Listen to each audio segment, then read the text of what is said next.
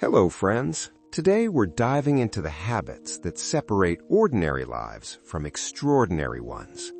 This book has transformed millions of people worldwide, and for a powerful reason. What if I told you that the distance between the life you're living and the life you dream of isn't measured in miles, but in habits? That success isn't a lottery won by a lucky few, but a blueprint followed by those who understand the code. We're not just talking about success, we're reverse engineering it. We're exploring the timeless wisdom of Nigel Cumberland's 100 Things Successful People Do, not as a boring checklist, but as a living, practical playbook for real transformation. This isn't about getting rich overnight, it's about getting your mindset right. And today, we'll focus on the most powerful habits that successful people consistently practice, habits you can start using today. Chapter 1. That is, the mindset edifice, your internal architecture. Success, my friends, isn't something you find. It's something you build. And like any lasting structure, it needs an unshakable foundation.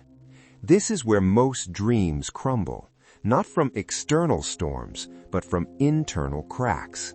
The first 10 things in this book are all about fortifying your inner world, because you cannot outperform your self-image. Thing 1. They take 100% responsibility. Let me paint a picture of two young managers, Sarah and Alex. Both are sharp, both work hard, and both get passed over for the same promotion. Alex's story is one we all know too well. He spends weeks in the break room, his internal soundtrack on repeat. The boss plays favorites, the system is rigged, I never get a fair shot. He talks to anyone who will listen, building a case for why he was wronged. His energy drains, his work suffers. He's not just missing a promotion, he's building a prison of blame, brick by bitter brick. Sarah? She felt the exact same sting. The disappointment was real, but her question in that quiet moment was different. What could I have done better? It was a painful question, but she asked it.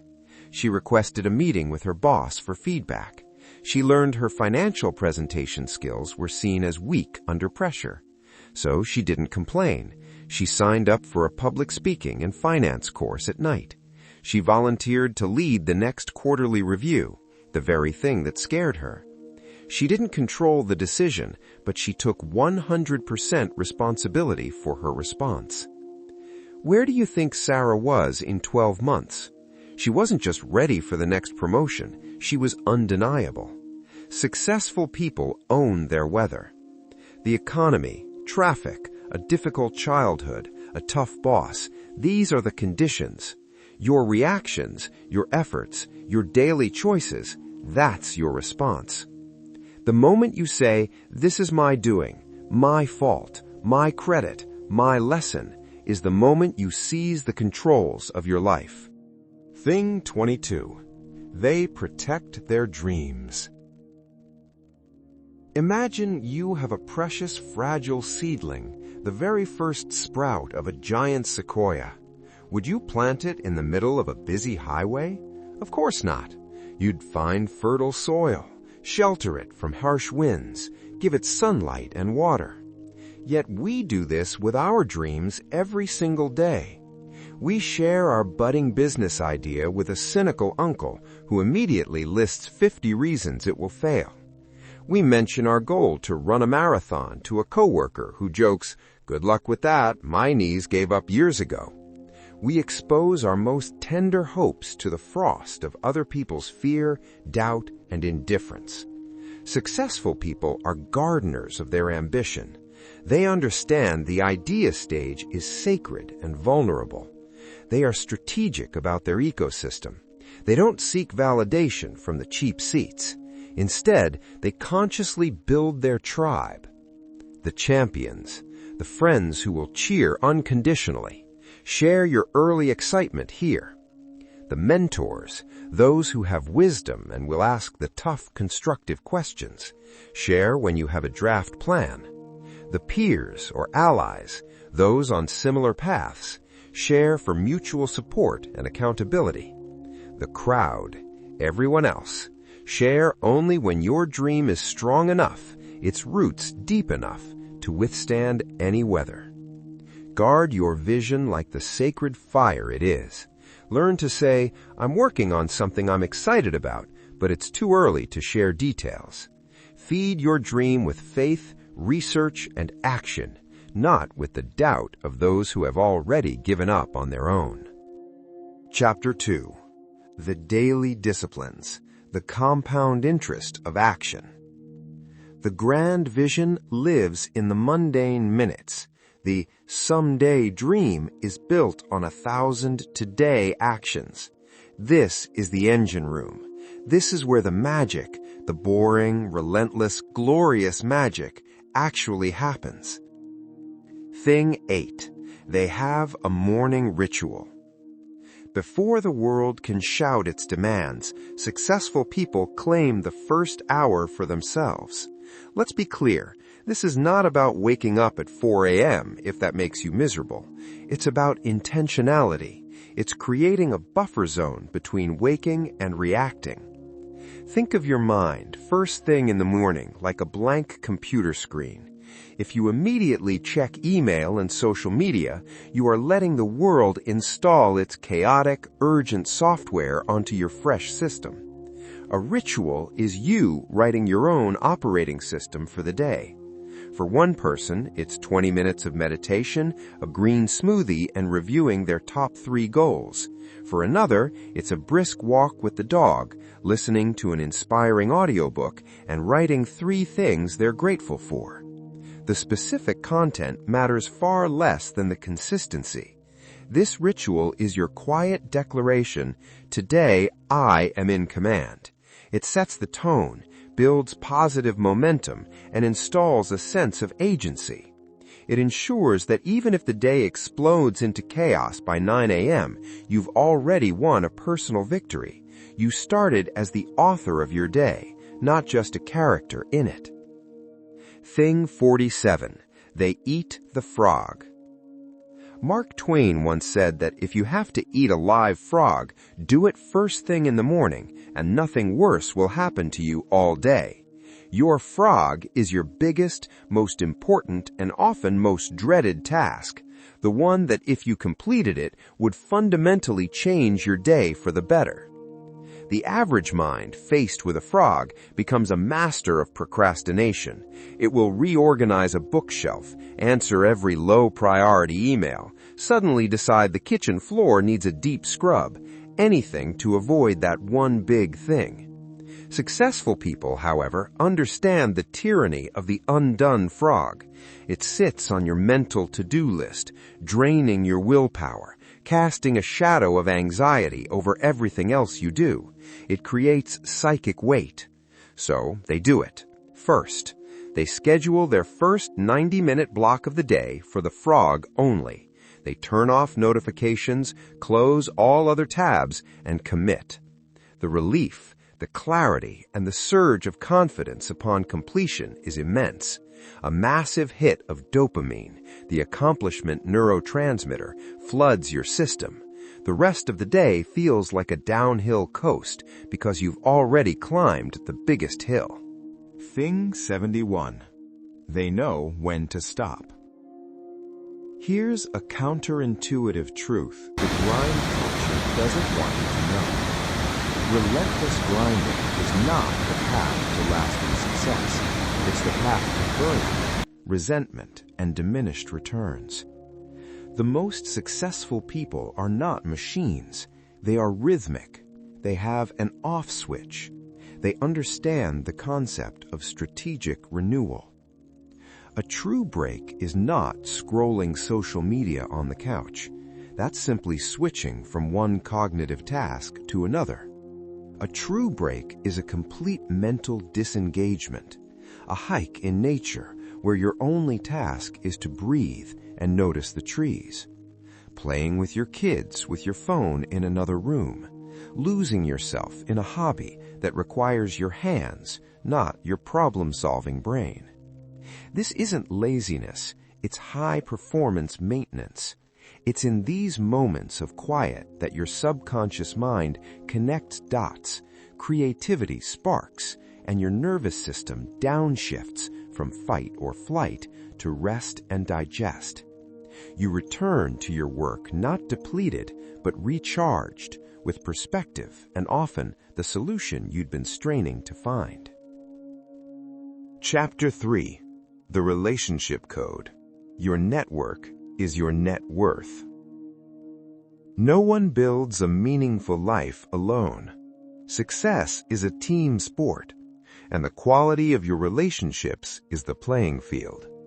Your network isn't just who you know, it's who knows you, trusts you, and is willing to champion you. Thing 34. They listen more than they speak. Think of the last important conversation you had. Were you truly listening, or were you just politely waiting for your turn to talk, rehearsing your next point in your head? We live in a world screaming to be heard. The successful person offers a rare and powerful gift, their full, undivided attention. This isn't passive hearing, it's active listening. It's leaning in, it's watching body language, it's hearing the emotion behind the words. It's asking the next insightful question that shows you're following not just the story, but the person. When you master this, you learn things others miss. You build trust at an astonishing speed because people feel profoundly seen and understood by you. And when people feel seen by you, they want to see you succeed. Doors open, alliances form, and support appears that you never could have directly asked for. Thing 56.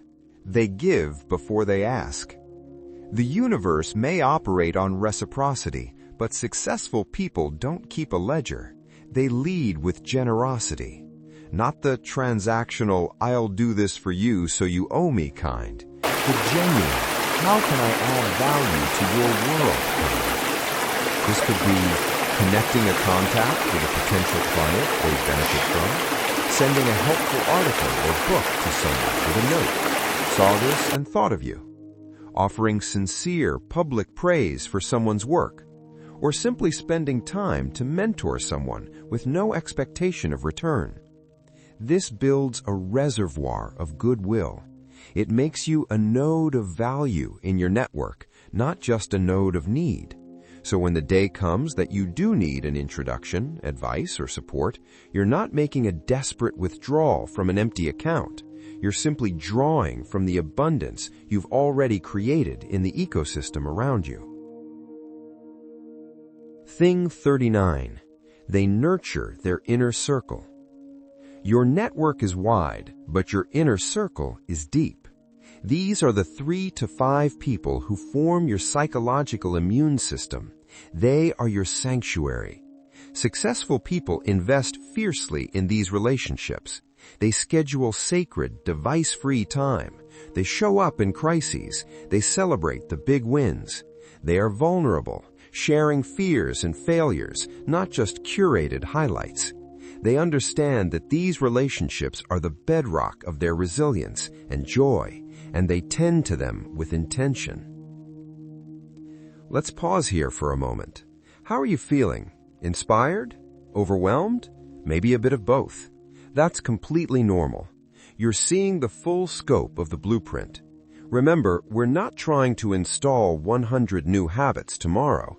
That's a recipe for failure and frustration.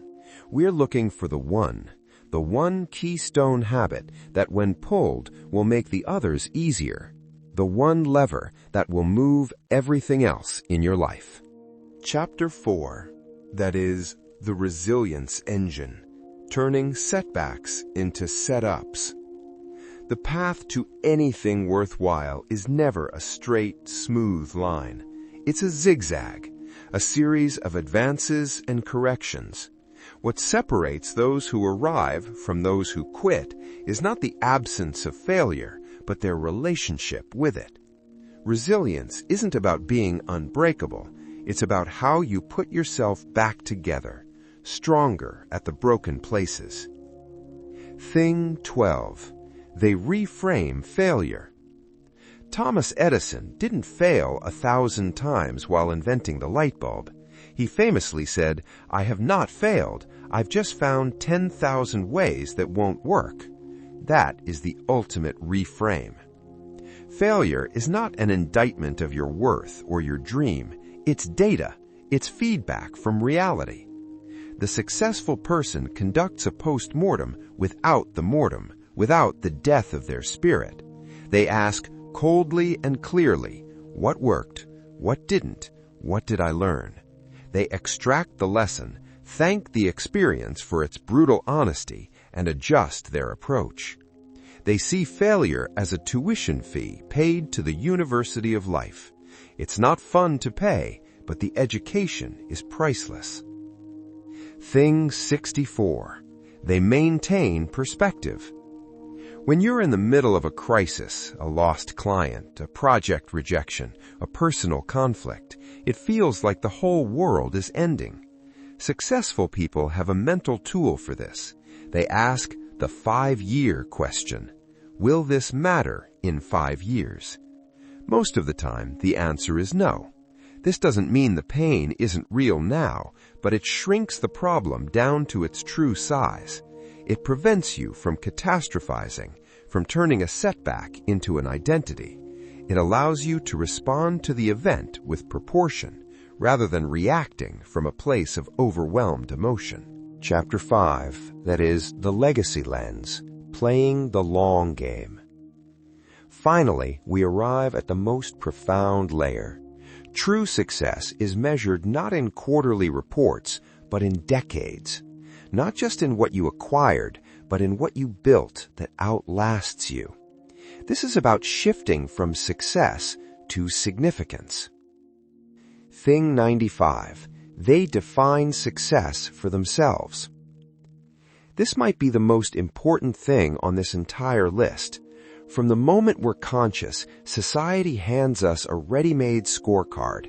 This salary, that car, this job title, that square footage, those followers. And you can spend your whole life, your energy, your time, your soul, chasing that version of success, only to reach the top of that ladder and find, with a sinking heart, it was leaning against the wrong wall. This is the core of the midlife crisis. Successful people are architects of their own definition. They turn inward. For one person, success might be financial freedom to travel and experience the world with their spouse.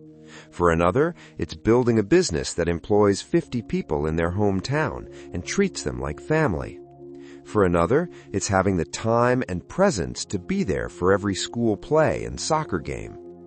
For an artist, it's creating one piece of work that touches millions.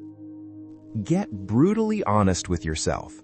What does a life well lived look like to you? What would make 80-year-old you nod with deep satisfaction? Until you answer that, you are a ship at sea without a destination, tossed by every wave of other people's expectations. Thing 100. They leave things better than they found them. Ultimately, the most profound habit is the habit of contribution. It's the understanding that we are temporary custodians of our skills, our resources, our time, and our influence. The successful person asks, how can I plant a tree under whose shade I may never sit? This is the legacy lens. It's mentoring a young person without expecting anything in return. Creating work that solves a problem or elevates others' thinking. Building a team, a project, or a community to be stronger and more empowered than when you found it. Forging a family culture of kindness and integrity that will ripple through generations. This shifts success from a noun you possess, I have success, to a verb you practice, I succeed when I lift others up. It becomes a ripple you create that continues moving long after your own hand has left the water. So, where do you begin with all of this? The map is now in your hands. You don't start with 100 things. You start with one. Look at your life right now with clear eyes. What's the one leak in your foundation? Is it blaming others? Start taking radical responsibility for one small area tomorrow. What's the one frog you've been avoiding for weeks?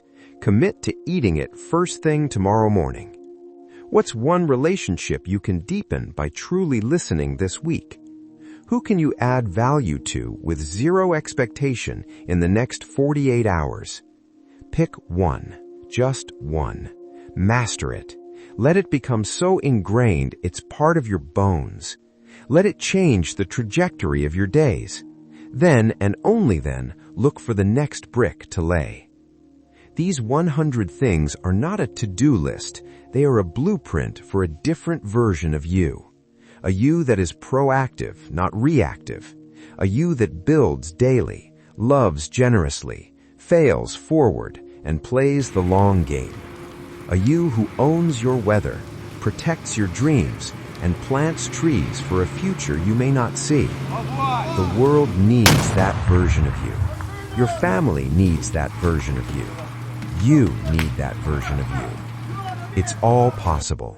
It starts today, not with a grand sweeping gesture, but with your next choice, your next small, consistent, powerful choice. If this resonated with you, if you felt that spark of what if ignite in your chest, then your journey has already begun. Subscribe and hit the notification bell, because every week on this channel, we dive deep into ideas like these, not as abstract theory, but as your practical toolkit for building a life of purpose, productivity, and profound peace. Now, I need you to do one more thing. This is where the rubber meets the road. In the comments below, I want to know what is the one thing you're committing to from this video. Type it out. My one thing is, let's hold each other accountable. Let's support each other. Let's build this community of doers, of builders, of successful people in the making. Thank you for spending this time with me. Now go out there, lay your first brick, and build something beautiful.